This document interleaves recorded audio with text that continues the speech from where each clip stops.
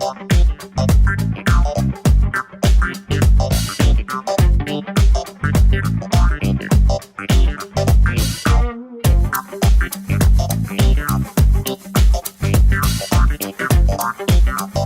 bienvenus à Biennale, tout est indiqué à partir de l'entrée. Parfait. Et il y a un bon café chaud qui vous attend.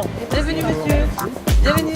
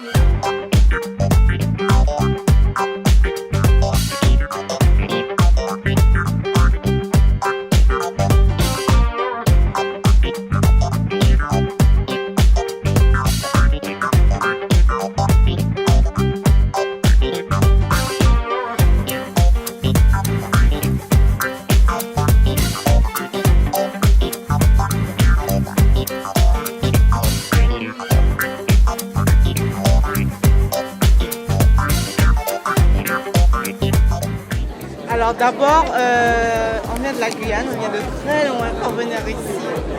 C'était déjà d'abord un projet très intéressant pour rencontrer les auteurs qui sont présents, pour échanger avec eux. Moi je suis venue parce que je suis formatrice, parce que d'abord l'Unaforis c'est quand même un peu la locomotive au niveau des centres de formation, et puis c'est intéressant de voir la température, hein. C'est quand même un lieu où il y a énormément de responsables d'établissement, de politique. Je pense que la formation sociale est en pleine transformation. Il faut qu'on y réfléchisse. C'est ce qu'on est en train de faire aujourd'hui. Ça ouvre la porte à toute une envie de se questionner réellement sur la pratique de son métier, sur le sens donné aussi à son métier, sur les formations, au service de quoi, au service de qui. Et donc ça me permet d'abord de partager la réflexion avec les collègues au niveau national. Et deuxièmement, de rencontrer des gens, parce que déjà en 2010, j'ai eu l'opportunité de rencontrer plusieurs collègues de différentes villes et se confronter sur les pratiques et sur le sens qu'on donne à notre rôle de formateur. Et c'est vrai qu'ici, c'est aussi se nourrir, effectivement, de pratiques inspirantes. Moi, j'ai été aussi très sensible à cette dimension-là. Aussi de ce que sont un peu une vision un peu globale des problématiques les plus fortes qui se posent à l'appareil de formation. On sait bien qu'on est à une période d'attente de forte évolution, et concrètement de voir comment l'appareil de formation lui-même, ses représentants se saisissent de ça en lien avec d'autres, en lien avec la recherche, et tout, c'est je pense, pour nous extrêmement, je dirais, intéressant. Je serai le fil rouge de ces 2 jours pour pouvoir un petit peu relier toutes les étapes, si je puis dire, de ces 2 journées, entre les plénières, les ateliers, etc. Quel est le sens de la biennale qui s'ouvre aujourd'hui? Ce sens est triple. Nous entendons en premier lieu montrer à tous que la défense de nos revendications n'empêche pas de travailler, de réfléchir, d'innover dans les établissements de formation au travail social. Pour être parfaitement clair, nous savons que ressurgit en ce moment la thématique du travailleur social unique, vieille crainte dans ce secteur et qui suscite effectivement un certain nombre d'interrogations. Ce projet n'est pas celui de l'Unaforis, il faut être clair. Par contre, nous sommes pour une simplification du paysage des diplômes, trop nombreux, et pour un socle commun partagé. Deuxième sens, nous voulons montrer que ces formations s'adaptent en permanence aux évolutions que l'on qualifie de sociétales. Nous voulons enfin montrer que notre secteur n'est pas à la traîne, qu'il n'est pas replié sur lui-même dans un immobilisme frileux, mais qu'il sait créer, innover, aller de l'avant. Nous avons souhaité cette année débattre des transformations qui affectent ces formations. Ces évolutions nécessitent qu'on reprenne le chantier, qu'on reprenne le travail, et qu'on regarde comment les formations peuvent s'adapter à ces évolutions. Je reprends une référence qui pour moi a été celle peut-être de ma génération, il y a un peu plus de 30 ans, ce qu'avait écrit et la circulaire qui était celle de Nicole Questiot. Pourquoi je dis cela et pourquoi j'y fais référence ? Parce qu'elle avait donné un sens politique à l'action sociale.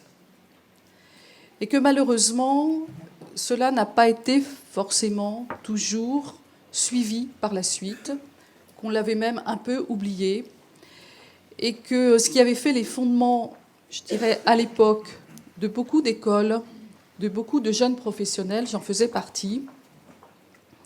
J'avais ce sentiment à travers mon expérience professionnelle, et puis depuis que j'avais des fonctions politiques, que le sens qui avait été donné par Nicole Questiot, s'était étiolé et s'était perdu. Je pense qu'on peut le reprendre absolument, totalement, qu'il y manque absolument rien. Il y manque rien parce qu'elle donnait un sens au travail social et un sens politique, parce qu'elle parlait déjà de décentralisation, qu'elle parlait des territoires, et que c'est ce sens-là qu'il faut reprendre aujourd'hui. Le travail social est avant tout une expertise au service des politiques, et qu'il faut que vous le revendiquiez.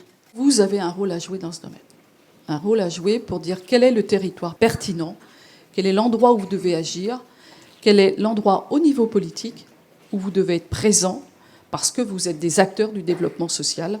La question de l'ouverture, la question de la diversité des formateurs, la diversité des professionnels, mais peut-être aussi la diversité des publics.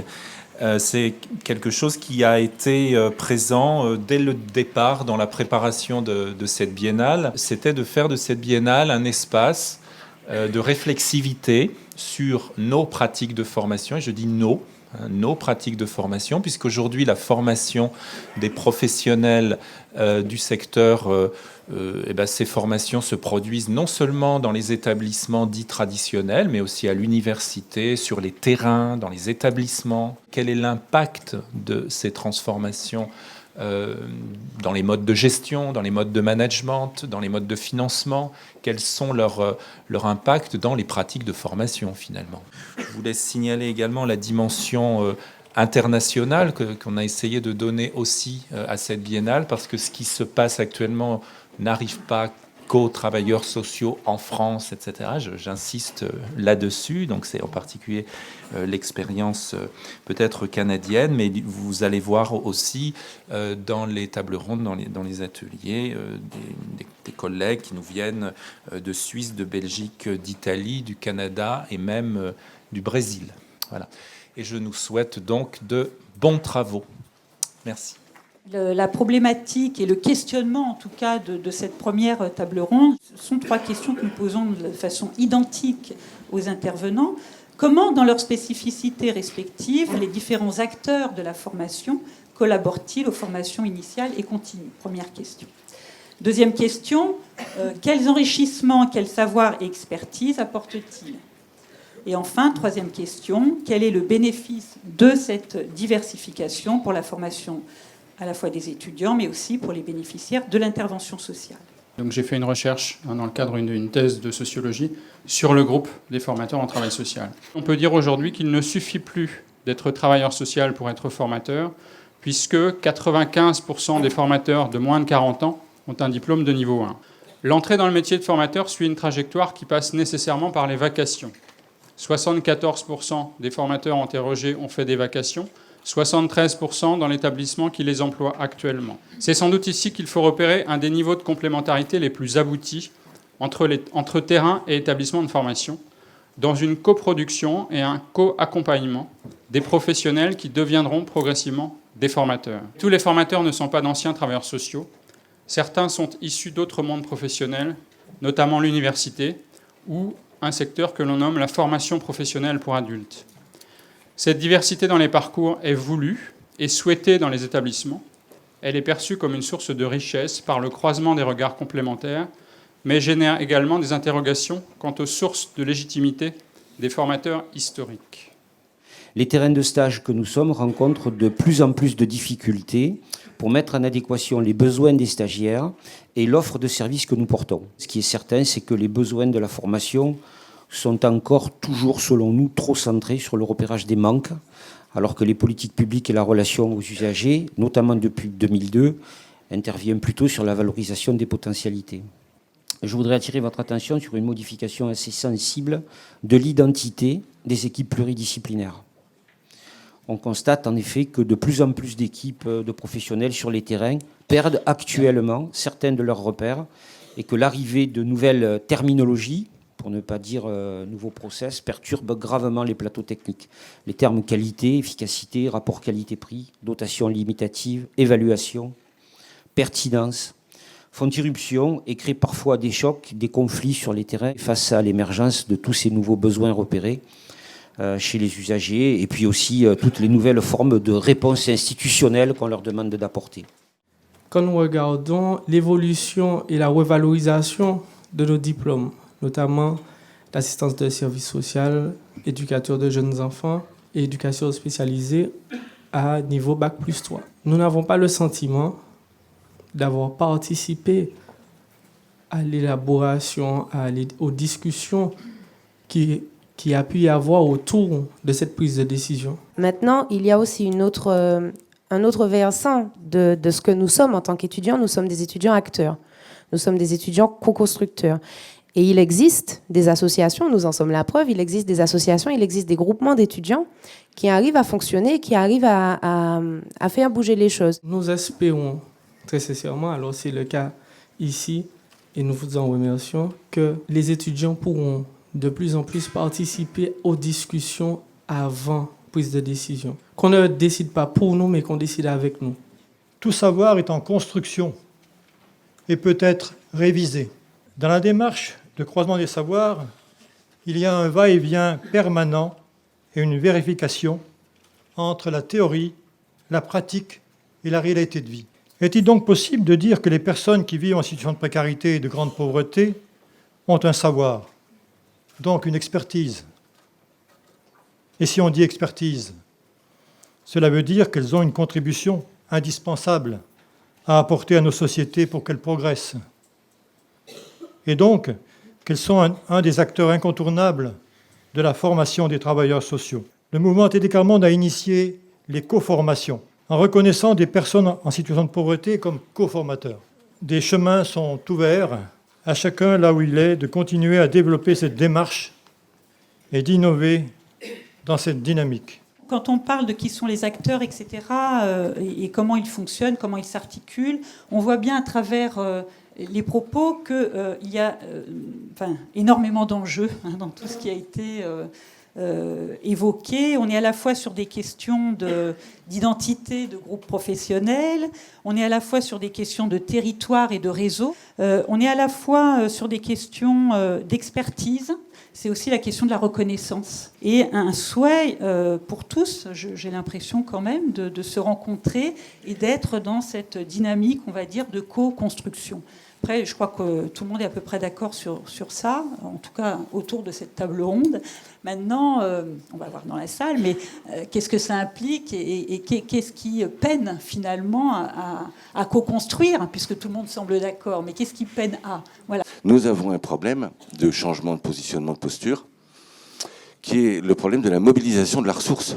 Et nous nous demandons comment faire, comment nous y prendre pour être, entre guillemets, meilleurs sur la manière de mobiliser les ressources. Cette difficulté de rejoindre les publics les plus éloignés, tant qu'on ne leur créera pas les conditions pour que, non seulement individuellement, mais collectivement, ils puissent s'exprimer, pas tout seuls, avec d'autres, tant qu'on ne créera pas ces conditions-là, on restera avec une position de dominant, je dirais.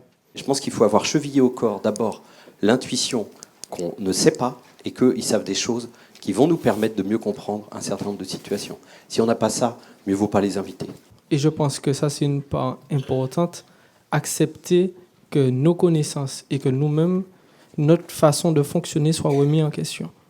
Et c'est l'un des gros problèmes qui freine parfois la mobilisation de certaines ressources. pour moi, on est en train de débattre de comment intégrer des personnes qui ne sont pas là. C'est pas à nous de décider comment on veut les intégrer. C'est à elles de dire, bon voilà, moi je me vois entrer là de telle manière, mais pour qu'elles puissent entrer quelque part, il faut leur faire de la place. Et c'est ces lieux, c'est ces espaces qu'il faut absolument créer, ces espaces d'expression, ces espaces de confrontation entre des milieux différents pour que ces populations puissent prendre place avec les autres. Et c'est possible. Rappelons quand même que cette biennale est justement un moment pour prendre le temps de penser. Et sans transition, donc, on passe à la remise du prix des mémoires. Ce prix, il a été l'occasion de développer un partenariat entre le CNAM et l'UNAFORIS, ainsi qu'avec Prism, et puis progressivement d'autres partenaires. Une préoccupation commune de faire le lien entre la formation et la recherche. L'enjeu, c'est la valorisation du travail social et des métiers de l'intervention sociale. Il n'y a pas uniquement l'affirmation des compétences et de la légitimité des professionnels, mais il y a aussi le souci des personnes que l'on accompagne, que l'on aide.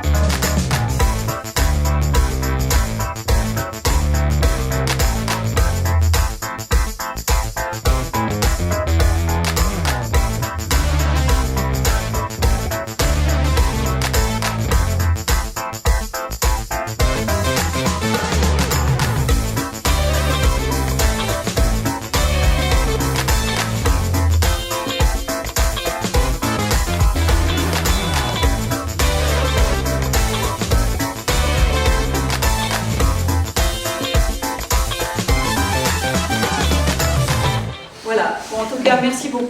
Merci.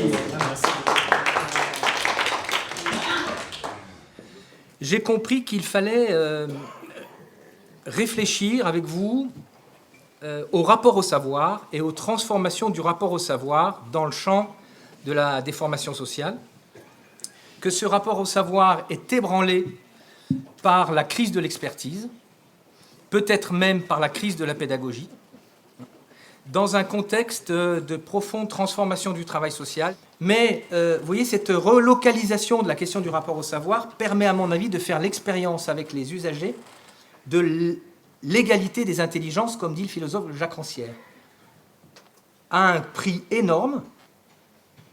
Et là, c'est une question morale et politique qu'il faudrait, à mon avis, débattre, dont il faudrait débattre, c'est qu'il faudrait en finir avec le régime des contreparties. C'est-à-dire qu'il s'agit d'aller rencontrer les usagers du travail social sans exiger aucune contrepartie, avec une inconditionnalité, dans un régime le plus proche possible de l'inconditionnalité. L'idée sous-jacente de cette table ronde est de s'interroger, de tenter tout au moins de s'interroger sur les innovations mises en œuvre en matière de formation, de recherche et d'implication des usagers et ou des personnes concernées. Avant toute chose, et de manière générale, une innovation doit être connue, traduite et incorporée par, ou appropriée par tous les protagonistes concernés. On est maintenant, donc depuis 4 ans, sur la création de ressources multimédia très diversifiées, plutôt sur des objectifs donc, de transversalité, de compétences transversales. Donc du temps de transactions pédagogiques à distance par l'intermédiaire de la messagerie, des forums, enfin, toutes ces choses-là. Donc ça renvoie sur des formes et des espaces de travail évidemment différents. L'UPP que nous avons créé est un espace d'échange et de débat où chaque parent peut faire valoir son expérience à travers une recherche sur un thème commun. Nous avons pour but de faire entendre la voix des parents en rappelant aux travailleurs sociaux, mais aussi à l'ensemble de la société, l'importance de reconnaître et de valoriser les compétences et les capacités des parents. Notre intervention aujourd'hui s'inscrit donc dans cette perspective, vous l'aurez compris, où la formation en travail social ne doit pas faire l'économie d'une réflexion sur la transmission des savoirs d'expérience aux apprenants, et ce, de telle manière que ces savoirs soient transmis par les seuls acteurs qui les détiennent, c'est-à-dire les personnes en situation d'être accompagnées. Comment reconnaître les talents du parent si dans notre façon de travailler, nous sommes dans l'approche centrée sur le problème. On produit cela peut-être parce qu'aujourd'hui, on a des approches de travail qui ne sont peut-être plus... qui produisent plutôt du mal-être que du bien-être. Ce que je crois, c'est qu'on a tous une responsabilité dans cette affaire, les centres de formation, les employeurs, les cadres intermédiaires, les professionnels, dans la question de la remise en cause. Qu'est-ce que ça suppose pour les formateurs, qu'est-ce que ça suppose pour les établissements de formation que de faire face à ces questions-là ? Comment on associe les personnes concernées, comment on intègre les technologies, etc. La question, elle est vraiment pas simple. La question, c'est est-ce qu'on est en capacité à l'heure actuelle d'organiser tout ce possible. Il y a un possible qui est énorme. Enfin, moi, c'est euphorisant, carrément, je trouve. Donc je pense qu'il y a un enjeu très très fort qui est une modification de la manière dont on pensait tout ça et qu'effectivement, il faut la saisir maintenant parce qu'en plus, nous sommes dans un monde de très fortes contraintes économiques et autres et que c'est le moment des innovations et de tirer son épingle du jeu.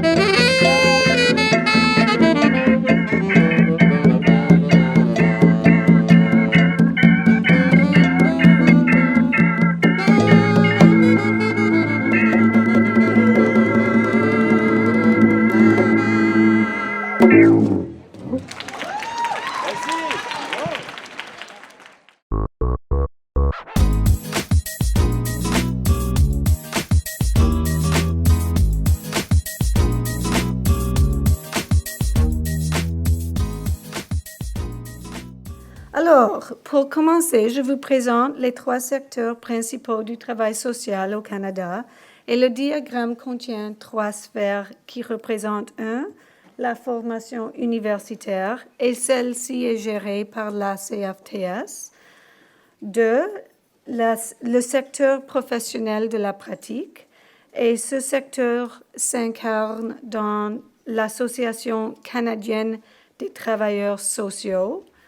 Et 3, la réglementation provinciale, représentée au niveau provincial et au niveau national par le corps.